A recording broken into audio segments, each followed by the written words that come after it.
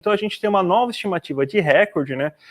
Quem levanta esses dados são o IBGE pelo famoso levantamento sistemático da safra agrícola brasileira, né? Então, todo começo de mês o IBGE faz esse levantamento. O que a gente teve é que aumentou a safra de grãos agora, para a perspectiva, né, da safra de grãos a ser colhida ao final do ano. Se a gente for pegar entre o que estava previsto no mês de julho e agora, no mês de agosto, você tem, então, que teve um aumento de 1,4% de estimativa da safra de grãos aí nesse momento. E se você for pegar, então, com o que já foi efetivado, ou seja, da safra de grãos de 2022, é esperado um aumento de 19% de grãos colhidos esse ano. Isso aí explica bastante, né, o peso que o agronegócio, a agropecuária, está tendo na economia brasileira. Então, você está tendo uma melhora das condições climáticas, lembrando que ano passado a soja sofreu muito com chuvas em excesso que aconteceram, principalmente no primeiro semestre no estado do Rio Grande do Sul. Então isso daí reduziu a plantação de soja, a colheita de soja, e reduziu bastante a exportação e a venda de soja.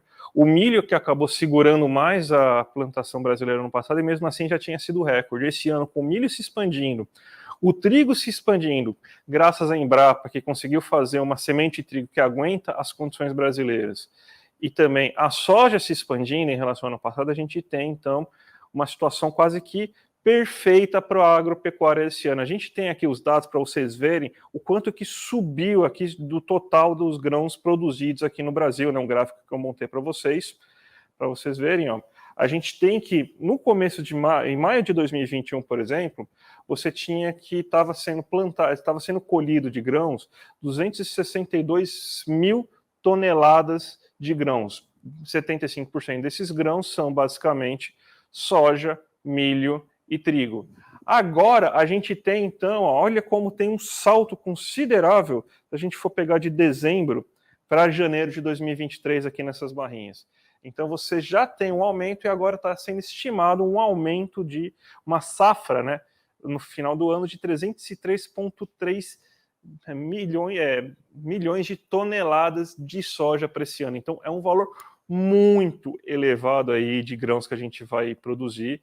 Vai ter, então, essa soja sendo vendida, esse milho, esses grãos sendo vendidos para o exterior. Mas, para variar, o grande slogan, né, o agro é pop, porque o agro alimenta o brasileiro. Vamos ver se o agro alimenta o brasileiro mesmo, aqui no nosso próximo gráfico, porque a gente tem aqui o quanto que o percentual, 100% da terra brasileira plantada, a gente tem 92 milhões de acres plantados, acres plantados, né, hectares plantados, 92 milhões de hectares plantados, perdão, gente. E a gente tem, então, qual que é o percentual disso que está destinado para cada cultura, para cada plantio. Para a soja, é 47,25% do total destinado vai para a soja. Para o milho, quase 24%.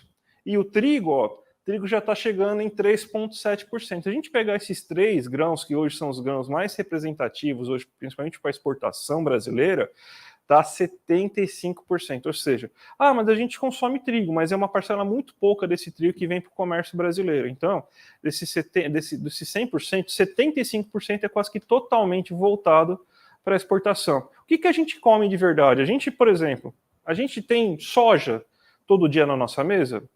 Muitos poucos brasileiros vão dizer que tem soja todo dia na nossa mesa. Tem milho? Uma quantidade um pouco maior come milho todos os dias, mas, por exemplo, o milho não faz parte da cesta básica. O trigo, sim, o trigo está na farinha de trigo, está no pão e tudo mais. Mas, tirando o trigo, o que mais a gente come? Arroz, feijão, mandioca, frutas.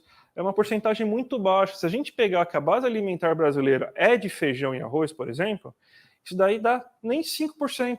Nem 5% da área destinada a plantio no Brasil serve para plantar feijão e arroz, uma coisa que quase que todos os brasileiros comem aqui nesse país. Então você vê que a plantação brasileira não está voltada para alimentar a população trabalhadora internamente, ela está voltada para vender esse produto lá fora. Se sobrar, a gente alimenta o brasileiro, se não, vamos dar soja para os porcos, e os porcos literalmente que eu não estou falando, né, que são o gado suíno chinês, né, que o gado suíno chinês é que consome a nossa soja. Então vamos dar vamos produzir para o gado suíno chinês, para os porcos chineses conseguirem consumir os seus alimentos. Então a gente planta para alimentar o gado suíno chinês, mas não para a população brasileira.